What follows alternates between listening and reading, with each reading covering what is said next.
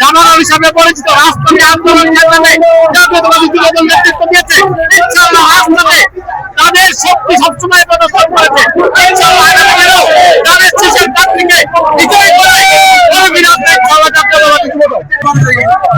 সেগুলি একটা শ্রেণী থাকেই, ষড়যন্ত্রকারীরা সবসময় ষড়যন্ত্র করে। আমি বলতে চাই সব ষড়যন্ত্র ভেদ করে জাতীয়তাবাদী দলের প্রার্থীরা আগামী দিনে ইনশাআল্লাহ বিজয় হবেন। শহীদ প্রেসিডেন্ট জিয়াউর রহমানের আদর্শের সৈনিক আমরা। বহুদলীয় গণতন্ত্রের প্রবক্তা শহীদ প্রেসিডেন্ট জিয়াউর রহমানকে প্রথমে স্মরণ করছি আজকের এই দিনে। বিপ্লব সংহতি দিবস হচ্ছে এমন একটা দিন যে দিনে পুরো বাংলাদেশের সিপাহী জনতা বিপ্লবের মাধ্যমে এই দেশকে নতুন করে গড়ে তোলার জন্য শহীদ প্রেসিডেন্ট জিয়াউর রহমান হাতে তুলে দেন। এবং তারই দ্বারা কথা আপনারা জানেন, যদি 50 বছর আগে এই দিনটা না হতো তাহলে বাংলাদেশের বহুদলীয় গণতন্ত্র ব্যবস্থা হতো না। বহুদলীয় গণতন্ত্র ব্যবস্থার মাধ্যমে শহীদ প্রেসিডেন্ট জিয়াউর রহমান সরকারের সময় যেটা অনুভব করেন মূলধনের বাইরে যুব সমাজকে রাজনীতিতে ইস্টাবলিশ করতে হবে। একমাত্র একটি দেশকে পরিবর্তন করতে হলে যুব সমাজের প্রয়োজন। তারা এই অবস্থা ধারাবাহিকতায় 90-এর গণঅভ্যুত্থান এবং আজকে 24শে জুলাই অভ্যুত্থানের মাধ্যমে আমরা আবারও যে স্বপ্ন দেখছি শহীদ প্রেসিডেন্ট জিয়াউর রহমানের যে স্বপ্ন, তারেক রহমানের যে 31 দফা, তার মাধ্যমে আমরা বাংলাদেশকে নতুন করে বিনির্মাণ করবো।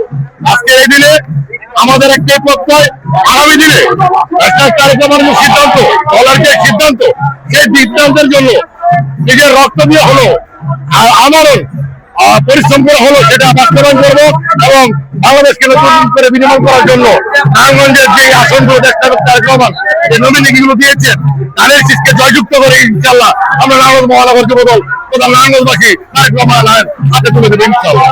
তারা জানেন আমরা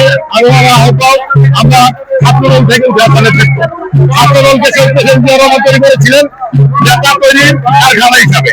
যেমন স্কুল কলেজ থেকে মেধাবী বিভিন্ন ধরনের চাকরি বিভিন্ন প্রতিষ্ঠান হয়, তেমনি নেতৃত্ব তৈরি করার জন্য আমরা সেখান থেকে আপনার গত 16 বছর ধারাবাহিক ভাবে ছাত্রদলের নেতৃত্বে প্রত্যেকটা আন্দোলন করেছি, যুব দলের নেতৃত্বে প্রত্যেকটা আন্দোলন করেছি।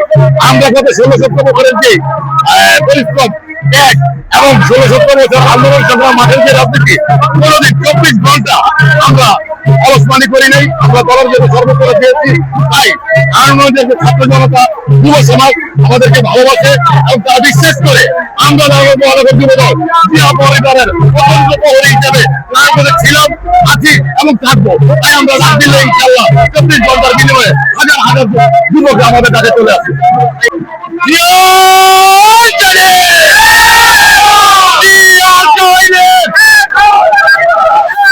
লড়াই করো, কে বলে জিয়া নাই।